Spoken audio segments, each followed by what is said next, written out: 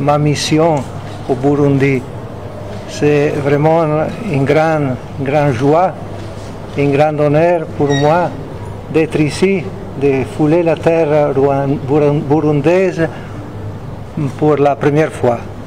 Je ne suis jamais arrivé au Burundi avant aujourd'hui, mais c'est vraiment un grand plaisir et une grande joie. Et je voudrais saluer tout le monde qui est ici présent, commençant par le vice-président de la République burundaise qui est venu m'accueillir. Merci pour votre accueil. Merci. Et je vous prie d'apporter au président de la République mes salutations les plus cordiales. Et je pense qu'on aura l'occasion de se voir, de se rencontrer pendant ces jours-ci. Certainement demain, ce sera pour moi. Et toutes les autorités qui sont ici présentes, les autorités, disons, politiques, mais aussi les autorités religieuses. Alors, mes salutations vont aux évêques du Burundi et aux prêtres, aux religieuses, au peuple de Dieu qui vit dans cette belle terre. Et je voudrais remercier pour l'invitation, parce que je suis ici, parce qu'on m'a invité. C'était une invitation un peu élaborée, parce qu'on avait commencé à parler de cette visite en 2023, mais on n'a pas réussi à l'organiser jusqu'à aujourd'hui. Et on a choisi la fête de l'Assomption, la solennité de l'Assomption, pour cette visite, pour me rendre ici. Et cette visite aussi coïncide avec des moments particuliers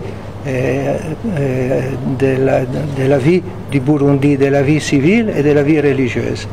Alors le premier, c'est la célébration du 60e anniversaire des relations diplomatiques entre les pays et les Saint-Sièges. Ces 60 ans sont une longue période, non? Et ça veut dire qu'on a vraiment établi de bonnes relations entre les deux réalités.